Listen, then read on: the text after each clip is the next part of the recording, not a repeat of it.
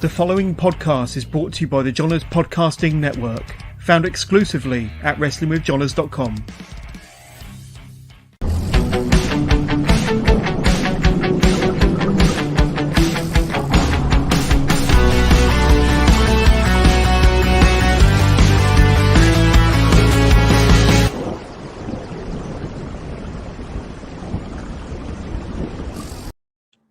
Hello, we are back with another live Wrestling with Johners, episode 210. Can you believe it? 210 episodes. And we are back today with Rico De La Vega. How the devil are you, my friend? And we've got your theme tune playing in the background.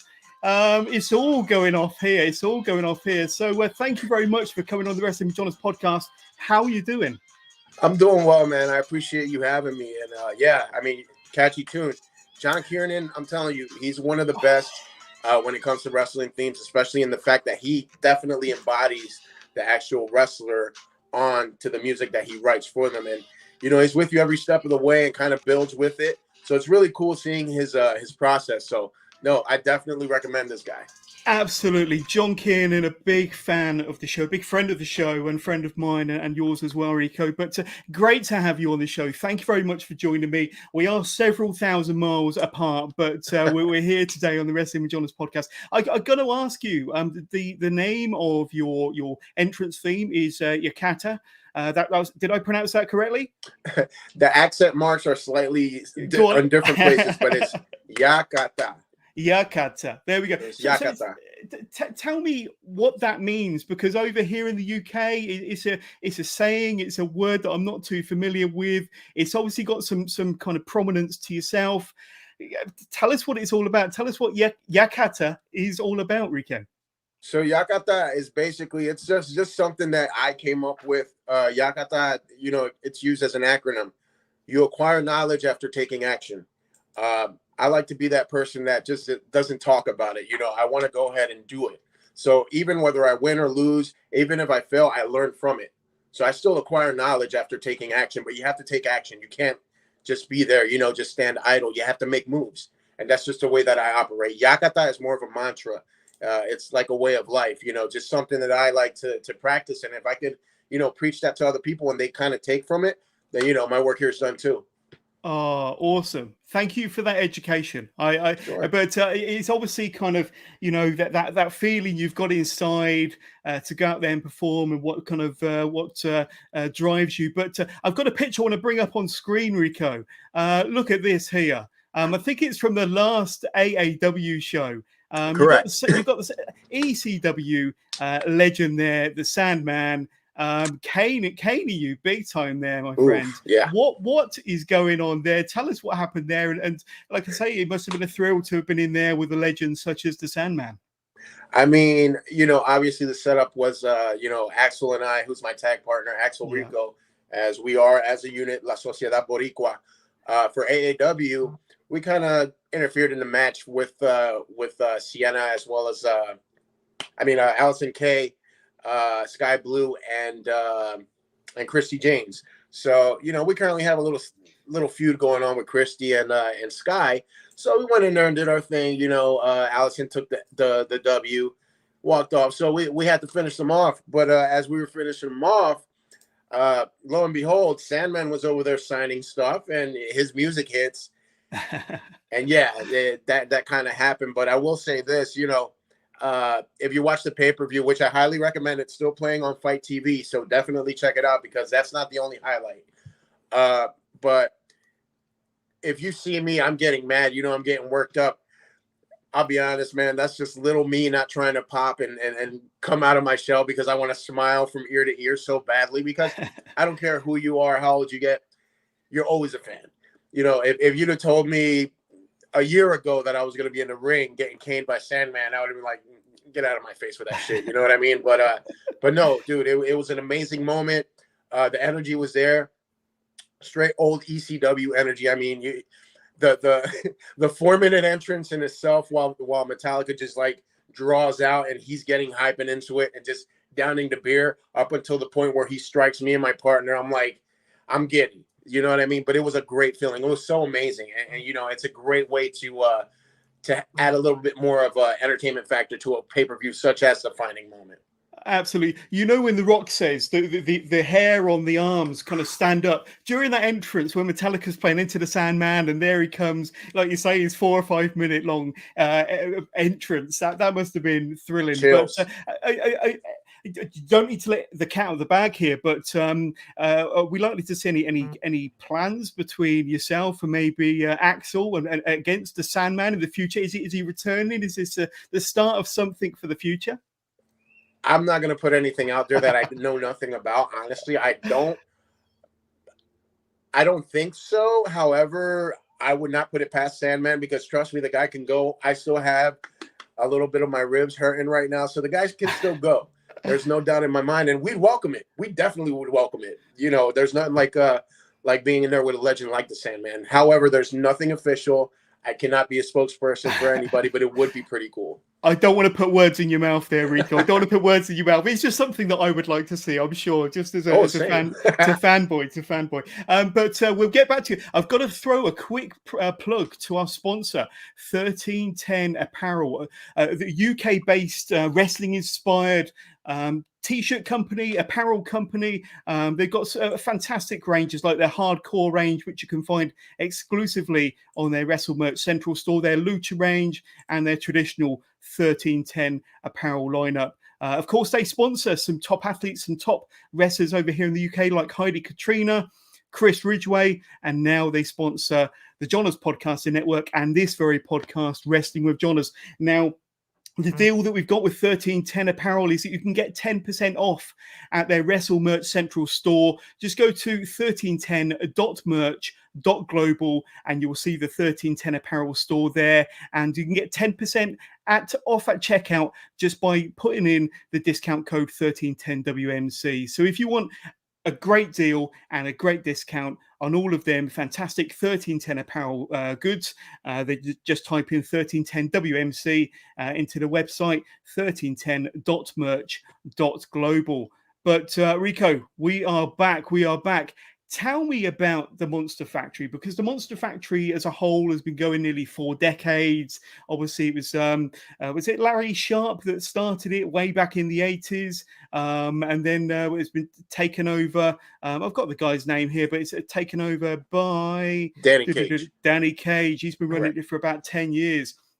Now, when did you start with the Monster Factory then? Because I think that was your first foray into pro wrestling, maybe your first bit of training, if I'm not mistaken. Yeah, that's where I cut my teeth as a wrestler. Fun fact: when I came from Puerto Rico, I lived in Newark, New Jersey, but I then moved down to South Jersey, a little small town called Paulsboro. That's where I grew up at, and that's where the Monster Factory had been at my entire life practically, and I never knew nothing other than the fact that I saw a bunch of wrestlers come in and out. It was real cool walking home from school and you see guys like Bam Bam Bigelow, King Kong Bundy, like just walking in like it's nothing. But the Monster Factory, Larry Sharp had it initially. Larry then handed over the reins to Danny Cage, and I started in 2014. So it was I went in, it was June 2014. I was 250 sloppy pounds. So it was real bad. So I went in there because, hey, it's what I want to do. So I go, and I remember doing a tryout and everything. They try to make sure that you're physically fit and that you're able to do all the maneuvers as a professional wrestler that we do. I go into the gym. Danny Cage, he's standing there with me. It's like, look, take your shirt off. And it's like, all right, this is getting weird, but whatever. And I took my shirt off, and it's like, dude, look at you. He's like, you're not really showing me that you want to be a professional wrestler. You have to look like a wrestler. And I was like, all right, cool. And I always say this, man, if you tell me I won't or I can't, I'm going to prove you wrong. And I always usually do. So lo and behold, end of August, I came back at 209 pounds, barely recognizable. And Danny was like, holy shit. And he was like, wow, you're back. Like, he didn't expect me to come back or anything. And at that time I was a banker. So I had my shirt, my tie and all that. He was like, well, you ready to go? And I was like, what do you mean? It's like, go train. I was like, well, shit. Okay. So I'll never forget. He gave me his wrestling shoes. I took off my shirt and tie, had my wife beater, and Nick Camarado, who's a freak beast on AAW, who I came up with, he gave me his basketball shorts, his gym shorts. So I started training in that, and ever since then, yeah, it was August of 2014. That's pretty awesome. And you hear some stories about all the great names that have come through the Monster Factory. But around that time, 2014, who was coming through the Monster Factory with you at the time then? So when I started, let's see, we had Shaheem Ali, LSG, who were tag teaming as Coast to Coast on Ring of Honor. I came up with them. Tough Timmy Hughes, who was part of Tough Guys Inc. with Brutal Bob Evans, also ROH. Let's see, that's my class. Royal Money, who's an up-and-comer. He's been at the factory ever since I've been there. That class right there. Later on, like 2 months after I started, Matt Riddle started. I was going to say, one of my closest guys there. Yeah, he was one of my good friends there. Him and I broke bread plenty of times. But one of my coaches, who was also, I guess you could say, training there, but I mean, he was more of a coach mentor to me, is Damien Priest. So, he was still coming up, and, I could probably boast that I learned so much from him. And he's one of the guys that I can attribute anything when it comes to wrestling, because he knew how to break it down to me in a way that I understood it. But also QT Marshall.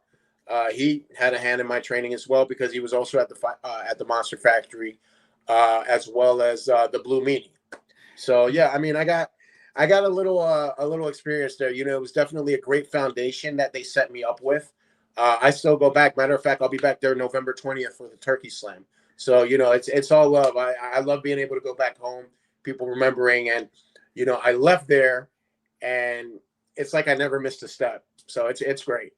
Absolutely. And you mentioned some great names there that are doing some really big things, some great things in some of the more mainstream promotions like QT Marshall and Punishment Martinez with Damien Priest, Matt Riddle, of course. Yes. But you said you got quite close to Punishment Martinez or Damien Priest, and he'd been in the business for quite a while when you first broke in, and he was there training and being a trainer, being a coach at the same time. But what sort of a guy is he like, kind of, out and about, kind of everyday life? He just seems like a really cool cat.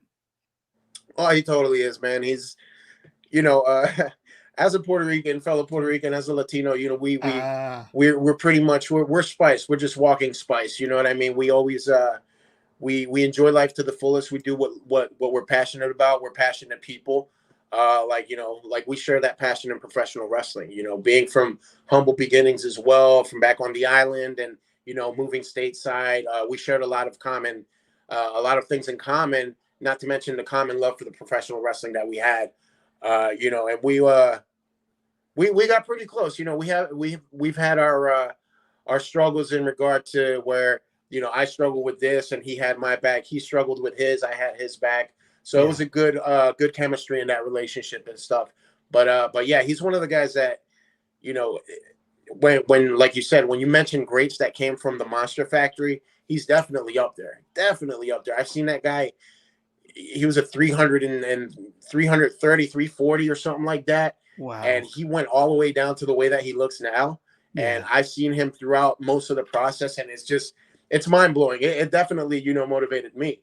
Like, he's one of the guys that, told me to keep going. Yeah, and he's doing amazing stuff in WWE. Oh, yeah. If Absolutely. I'm not mistaken, is he the US champ at the moment? But that's yes, absolutely phenomenal, and he looks like he's really enjoying life as well. So good for him. Good for him. And the Monster Factory, they're not just a training facility, are they? They've got their own promotion, MFPW, and you kind of wrestled the first couple of years of your career with MFPW, didn't you? That's correct. I started out because, like I said, they were trying to kind of speed track me because of my mouthpiece. Yeah. So they were like, all right, well, he has a mouth on him, so let's put him as a manager. And this was by QT and Damien. They were like, hey, man, put him with us. We started the Real Life Heels. Then soon after, Matt Riddle joined us. So, I started there kind of not that they need any mouthpiece or anything, but, I was like their businessman. Yeah. While they just went in there and whooped ass because I had a mouthpiece on me.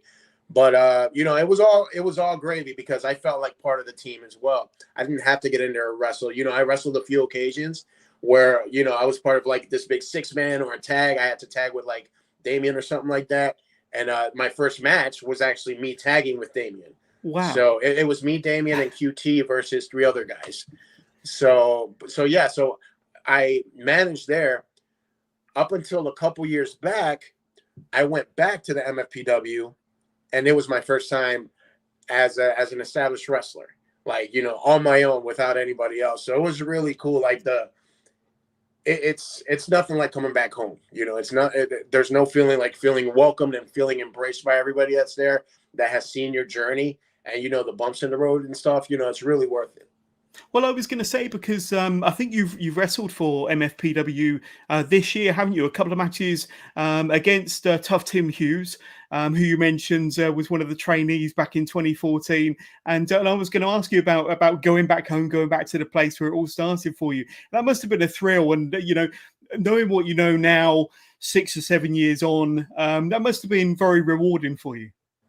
Oh, 100%, man. It was so humbling. Just my character's a pretty cocky bastard. There's no denying that. But being able to go back to Paulsboro, where it all began, and where, you know, you kind of cut your teeth, you up and leave, and it's like kind of no fanfare or anything. You lay low for a little bit. The reason I did this, by the way, I'll never forget. I spoke with Raven, and one of the things I was like, so how can I get better at this? You know, how can I prove my worth? He was like, get better, come back and be better. And there you go. And I'm like, you know what? All right, cool. So, you know, I built a great foundation at the factory. I left the factory, did my own thing for a little bit, went back. And again, like I mentioned before, I never missed a step. The people there, they still remember me. You know, it was just like a homecoming. And just it's indescribable, you know. It's just there was something in the air once being a heel and everything. I'm over there trying to be the asshole, but I get up on the corner and just like put my hands up, and I'm like embracing that moment. I start smiling. I jump down. I'm like, oh shit, I'm facing out right now. Hold on. I was like, I don't care about you guys anyway. You know, I had to cut it real quick. So, but it is what it is, man. It's truly humbling, and I continue to get that feeling. That's the best part. I continue to get it every time I go back. Absolutely. Got our first listener question, and a guy we spoke about already, but John Kiernan's been in touch, and he said, ask Rico about how he came to be part of the division. So I understand that with MFPW, you're part of a faction now. I don't know how long you've been part of the faction. Fill us in on that, and when did you first become a part of the division? Well, we started, me and Benjamin King, who is the manager, we started talking about some type of collaboration. It was more so to kind of gather a group of individuals that, you know, that love this stuff and wanted to travel and kind of go out, and, you know, we could work as one cohesive unit. So he already had some ideas of who he wanted and stuff. It all started out, he picked his people. He wanted me, due to my time in the business and my reach out here in the Midwest, we could probably build some type of bridge from the East Coast to the Midwest, you know what I mean? And kind of take this act on the road. But yeah, when he reached out to me and said, hey, you want to be a part of it? And then he told me who's part of it. I'm like, yeah, of course, dude. Like, these are all factory students. These are all factory kids. And these are all people that, you know, I'll gladly break bread with. The thing about the Monster Factory, it's not like you go to a wrestling school, you graduate, you leave, that's it. No, you go to your wrestling school, you're always going to be a lifetime member of that wrestling school. Therefore, anybody that comes in there, that's automatically your brother and sister. That's your family. It's me as one of their, I guess you can say, their vets, you know. I want to lead the way, you know. I want to make sure that if I go somewhere, I hold the door open and just wave them on in. Come on, I got an opportunity for you. But it's not like I'm handing it to them. I hand you the opportunity. What you do with it, that's going to be what's going to be make it or break it for you. But like when it comes to the division, I know that these guys want to work, and I know that these guys want to do something. So it's never an issue, never a problem. You know, we got together. Unfortunately, it was right before COVID hit. So as we were creating that buzz, COVID hit. Places closed. There was no crowds. There was like no wrestling, and we were going insane. So the buzz kind of like died out a little bit. But now we're still building back towards it. So like now that everything's kind of filling up, you know, we want to take this show on the road. So right now we're working in different, you know, instances and units and stuff. It just depends where we go at. We have representation everywhere. That's awesome. That really is awesome. And they probably look up to you as the vet, and try to seek a bit of guidance or a bit of experience there. But no, that's really, really good. And thank you for kind of filling me in on the division. But I want to take a deep dive into your wrestling fandom now, if that's okay, Rico. So when did pro wrestling first come into your life? Do you remember kind of when it first happened and how it first struck you? Yeah, actually, I remember that. It's hard to forget. It's like just me being a kid, jumping around, running around. And I remember my mom plopping me down in front of the TV, and the Ultimate Warrior ran across the screen. And like, you see this green streak running across. As a child, it's gonna catch your eye. And you know how his entrance was. You know what I mean? He's just like all over the place. Oh yeah. And I see the tassels and I see all the colors, and I'm just intrigued. I'm like, whoa, And ever since then, my mom, she used to watch it. So she was like, oh, yeah, I used to watch Bruno Sammartino and Pedro Morales and, all Chief Jay Strongbow, all these different guys, Ric Flair. And she was into it with me. So it made it even cooler. So, like, I got to watch this stuff with my mom. So, you're talking WWF Superstars, WWF Challenge. You're talking, like, the Monday Night Raws, like, when the wars were going on and stuff, like, all the good stuff.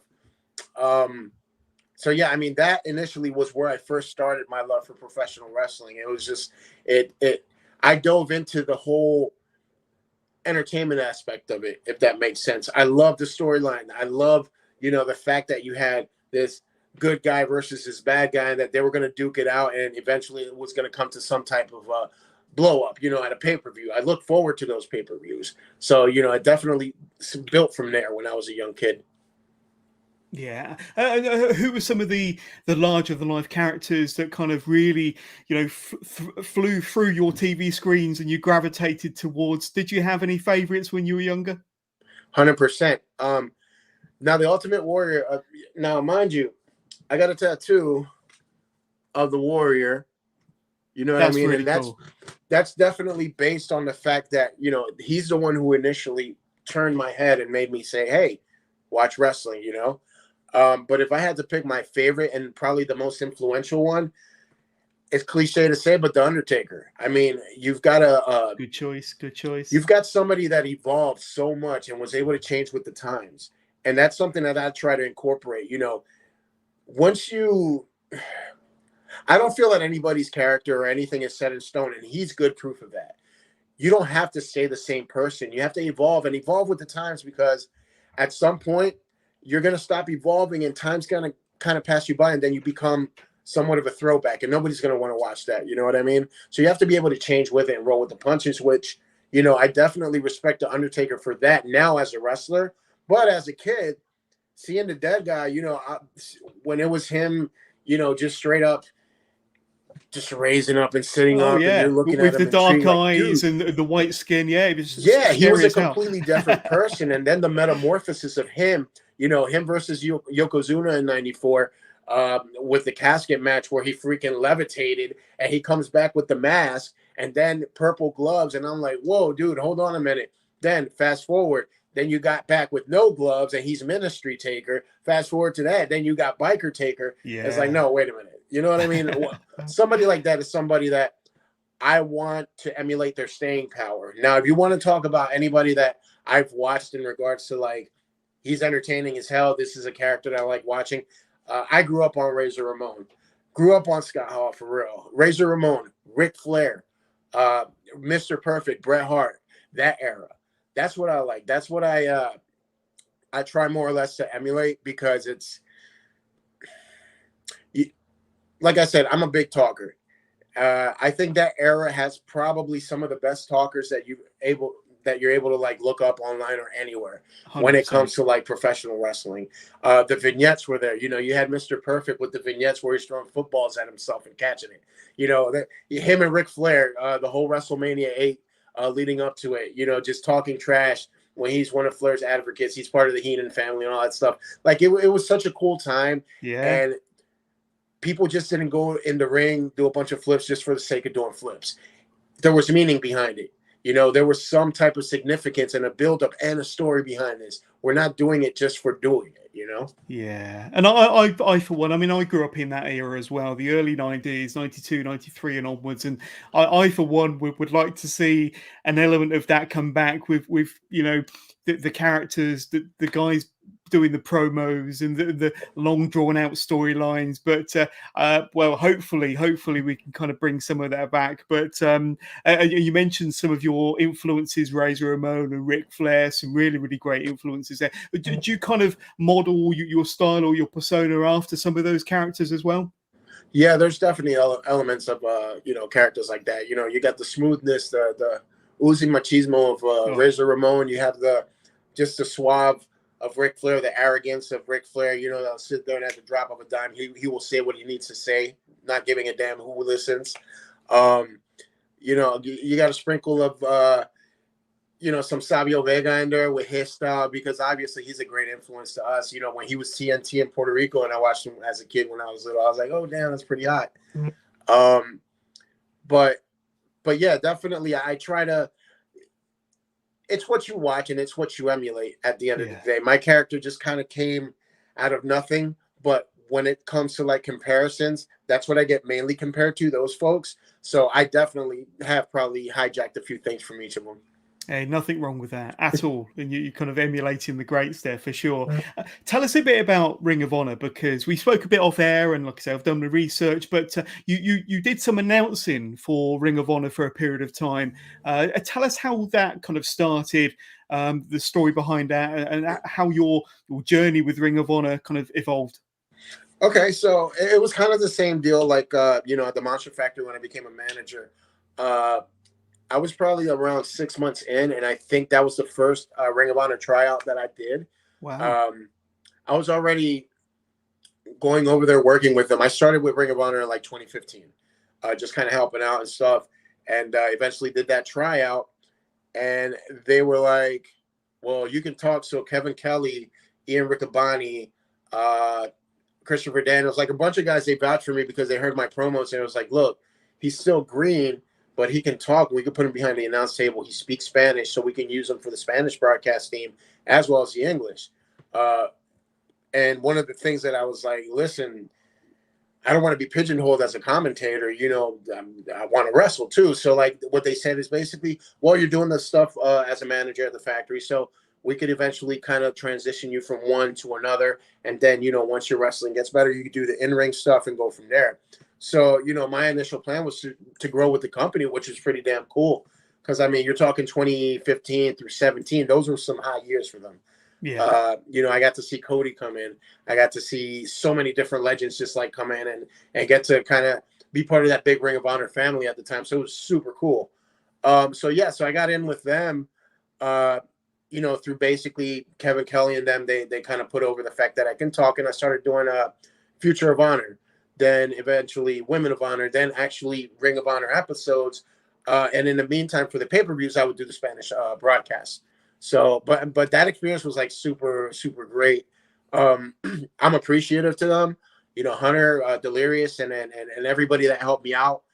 You know, it came a time I was still doing the wrestling, you know, aside from the commentary. So I ended up doing a match. I got hurt. Had some stuff going on, but I tore both my labrums. So I was like, oh, wow, well, I can't wrestle for a while. I think I'm going to step away from a bunch of these things for a little bit till I heal. And that happened. You know, I had a long, like 3-hour conversation with Delirious on the phone, just kind of, you know, breaking everything down. No bad blood. You know what I mean? I just wanted to focus more on being a wrestler than being a commentator. So we just left it at that. Yeah. And I healed up, ended up in Wisconsin, and, you know, just grew from there. Yeah, absolutely. But I mean, just sticking with ROH for a second, I mean, being around that whole production, being around the talent in front of the camera, behind the camera, around the ring, backstage, it is such a great production, isn't it? It's such a great company to be around. You must have learned a ton while you were there. Oh, 100%. The staff behind the cameras, I mean, behind the scenes, everybody's just like so helpful. They want to see you kind of flourish and grow. So, I was able to learn how to work a camera, like they say, when it comes to the in-ring stuff. Hey, you want to work the floor cam, you want to work the hard cam, you want to do this, that, here's how production goes. Because aside from just the commentary, they used me in the back for Gorilla. So I would sit there and I would, help production communicate with the refs or communicate with the commentary team on what to talk about, what to plug, things like that. So I was doing that aspect of it as well. Because one thing I've learned in professional wrestling, it's good to be an asset everywhere, because at the end of the day, everybody wants to be a wrestler. There's so many people coming out for it. And even still, you never know. I mean, tomorrow at my show, I could have a career-ending injury, but I can still do commentary. I can still work Gorilla. Hell, if I really wanted to, depending on the severity of the injury, I could ref if I want to. You got to learn all these different aspects. It's not just wrestling. It's a big collective of things that come together to make the show. So, it's good knowing about that. And I was able to learn so much, under the gentleman over in at Ring of Honor. Yeah, such a great production to be part of, and so many amazing learning experiences. But you mentioned earlier Wisconsin, and you kind of went on to there, wrestled for Brew City Wrestling and ICW in Wisconsin. What can you remember about wrestling around Wisconsin around that time frame? Because you kind of spent a long time there, did a lot of shows, and had a great experience there, didn't you?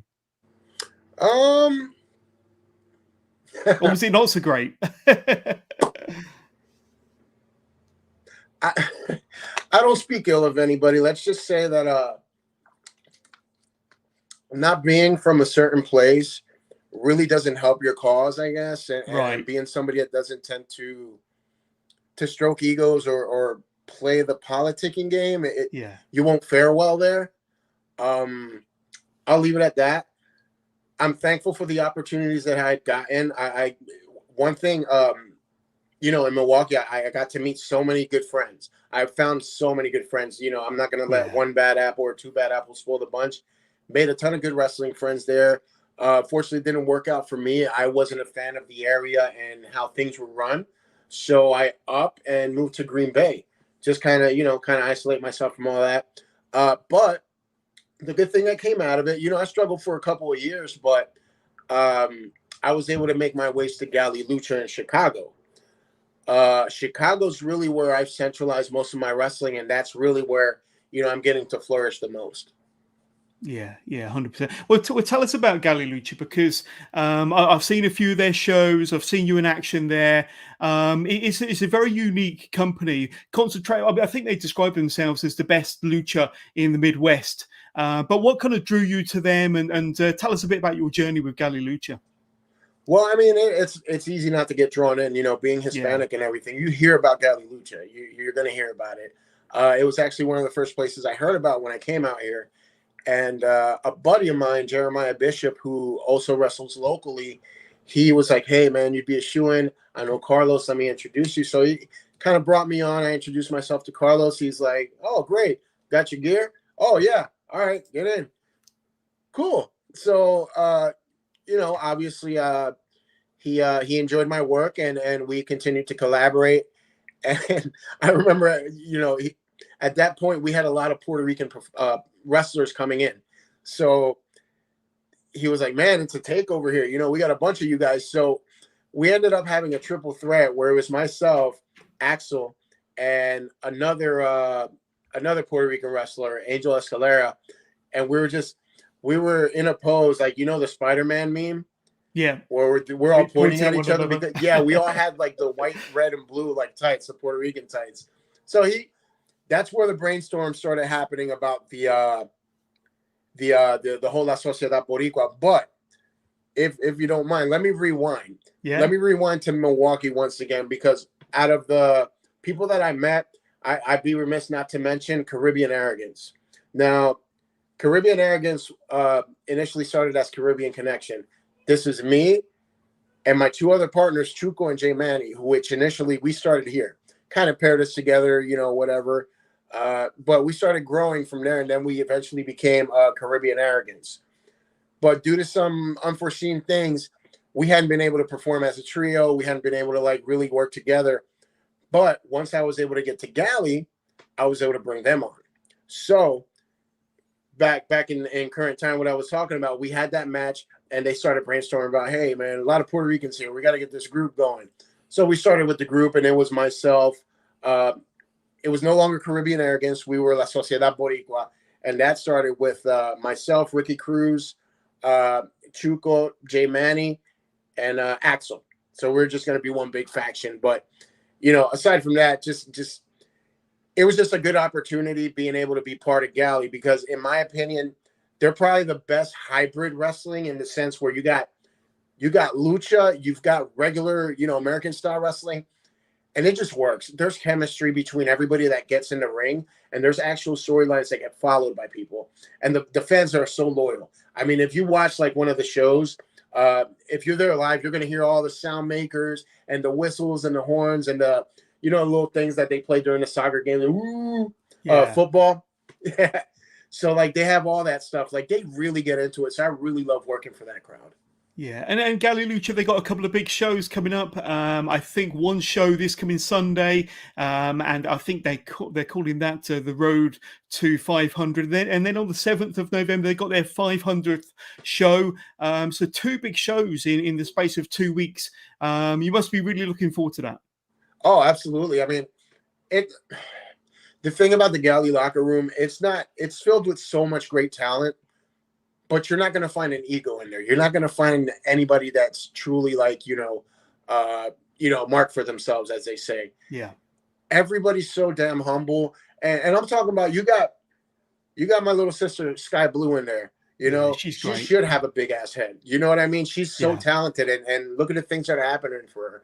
You got, I think this show coming up, we're going to have Dante Martin. We've got Aramis. We've got Ares. We've got Gringo Loco. We've got so much talent, but there's not a single ego in that place. There's not a single, you owe me this, or some sense of entitlement. Everybody's a big family at Galli, and that's one of the things I admire. I always look forward to those shows because of it, but you're going to get an entertaining show. Like, for a fact, just based on the first few names that you see on there, it's going to start off hot, it's going to remain hot, and it's going to finish off hot. So all the way through the show, it's a roller coaster, but just know that you're going to start off hot and then you're going to end up super hot. And that's going to keep you intrigued and keep you watching.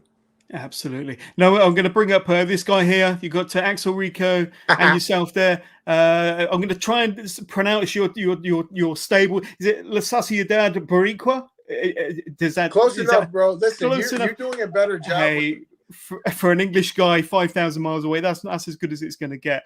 But La Sociedad Boricua, and you got to have the roll of the tongue on Boricua, and I haven't got that. But there we go. I mean, you call yourself the greatest, sexiest tag team in AEW. Tell us about you two, because you've been teaming quite frequently over the last year or so. You've kind of got this brotherhood going on both inside and outside of the ring. A really, really great combination. But tell us about your partnership with Axel, because he's such a great guy. He was on the podcast Wrestling with Jonas a few months ago. A fantastic guy, a great wrestler, really great young up and coming wrestler. So you two bond very well, don't you?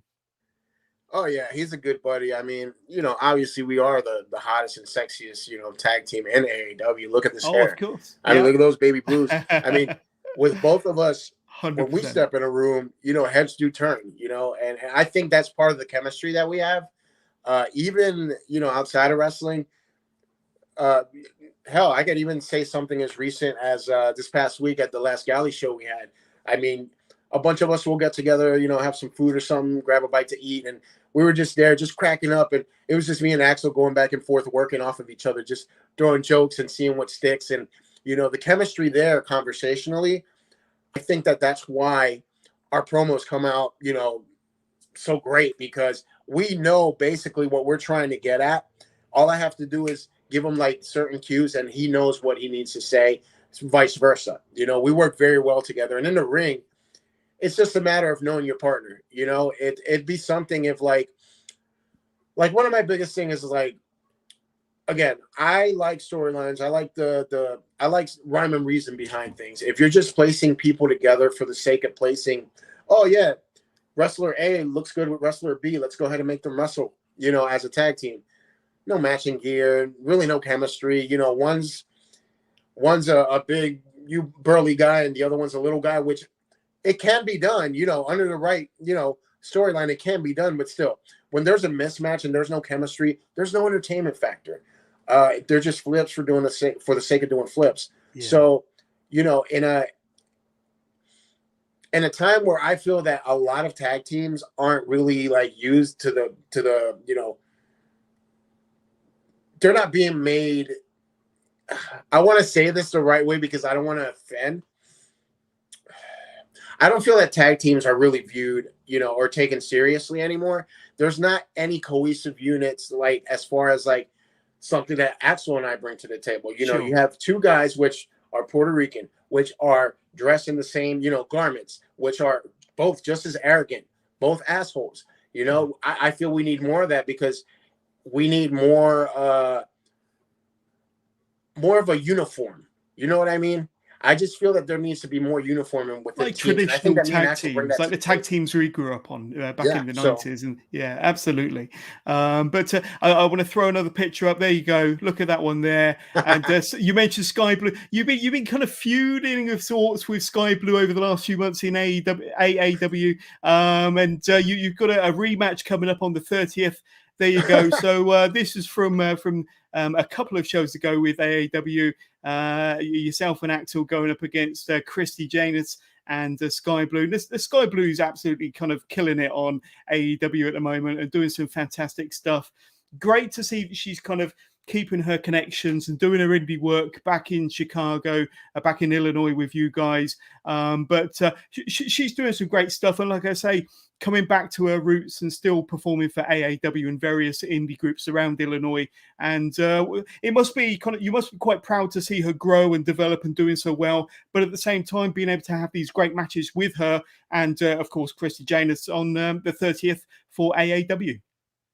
No, I mean, it's super awesome. You know, all storyline aside, it's good to watch somebody who at her age is kind of getting fast tracked and she's taking it in stride and she's super humble about it. You know, she's not letting her head grow, like I mentioned before. Yeah. She's not allowing that to kind of get her to a point where she feels some sense of entitlement. She knows her worth, but she's also very humble. So in that aspect, yeah, I'm definitely proud of her. I'm happy. You know, I could call her little sis, and she still comes around. She trains with us at Galli. Sometimes she'll come around. Obviously, she's on shows and stuff. So, no, that's really dope. I'm really excited for that. But, yeah, we are going to kick the crap out of her and Christy come the 30th because they decided they wanted to do a Fans Bring the Weapons match. And if they want to go ahead and get down like that, then unfortunately, they're going to be a victim to their own stipulation because we're going to come there to beat their ass. Like they want to get treated like men, then we're going to go ahead and treat them like men. Absolutely, and that can be seen on Fight TV, if I'm not mistaken. I think all of Fight AEW is on Fight TV. No Fury. Like that's going to be great. SOCIEDAD Boricua. I will be purchasing that pay-per-view without fail. Another quick question from Axel Rrrrrrrrico. How does Rico do everything that he does and still have the best hair in the game? So obviously, you know, you're a good-looking guy, great hair. Both of you have got great hair. As a matter of fact, I can't really comment with my lack of hair, but there we go. That's Axel kind of throwing it in there. But so the formula is coconut milk, egg yolk, a little avocado, some mayonnaise, and some horse placenta. That's a good combination, and you can find that in a local store near you, I'm sure. Yeah, or I can mix up concoction $100 a bottle. It's not cheap. But as we start to wind down, then Rico, like I say, you've had quite a storied career. You've wrestled for quite a few promotions. You've been doing the grind now for quite a few years. What are some of the matches that you're most proud of? If there's any listeners or viewers that may not have sampled too much of your work, what matches would you encourage them or recommend them to go out and check out to see your work? I would probably say anything that I've had within the last year with Axel and the rest of my partners. I think that I can confidently say that I'm not at my peak, or we're not at our peak, but we're reaching our peak definitely. So I think that probably the most recent AAW matches, whether it be the one, you know, us two versus Jake something, us two versus the girls, Sky Blue and Christy Janes. We've got some good matches on AAW Live, which you guys should check out as well. I mean, just go on their YouTube. But I think any match that I've had at AAW or Galli, that's the ones I'd recommend, because, like I said, I don't think we've peaked yet, but we're definitely getting there, and you could totally see the change in our stride. That's absolutely awesome. And one final question from me. Over your wrestling career so far, and still many more years to come, what are some of the proudest moments you've had as a pro wrestler, or within your kind of wrestling career as a whole? Right now, I would have to say that I'm still going. I think that makes me super proud. I was counted out of this business before I even started it. You know what I mean? I was overweight. I was looking rough. I wasn't a fast learner at first. I was told I'd only ever amount to a manager, if that. You know what I mean? The fact that I could get out here and prove people wrong, losing the weight, getting in shape, actually becoming a wrestler on a prominent company, in a prominent company, on a prominent show that has helped. Probably, in my opinion, maybe I'm being biased, but I think probably out of all the indies, AAW has the best production. Oh, 100%. Best production, bar none. It's the closest you're getting to TV, and honestly, a lot better than maybe some aspects of certain TV. But I think that, and I say this humbly because I'm not one that's going to sit here and brag, because I know what I've put out there, and I know that I've busted my ass to get where I'm at. But being able to prove to people that doubted me, and being able to not only prove to myself, but to prove to my kids, I started wrestling because my son, we were literally watching Raw, and I popped out a move, and he said, "Dad, if you love it so much, why don't you do it?" That's You're really right, cool. Because who am I to tell you chase your dreams, but I'm not chasing my own. Yeah. So I'm not going to quit. So I'd rather get slapped in the face with 1,000 failures than 1,000 what ifs. So that being said, that's my pride. That's my pride. That's what makes me proud. Being able to tell all these people that said I couldn't do it, I did it. That's really awesome. That's really awesome. But before we say goodbye, Rico De La Vega, tell us your socials. Where can we reach out to you, learn more about Rico De La Vega, see some of your work, and just get to know more about yourself? I'm sure you've got Facebook, Twitter, and Instagram. Tell us about it. Yeah, you could just Google me. No, you can find me on Twitter and Instagram. It's at Real Rico DLV. Initials for De La Vega. Real Rico DLV. That's Instagram and Twitter.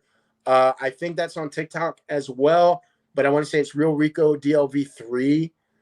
I don't do TikTok a lot unless I have a reason to, but Facebook, Rico De La Vega.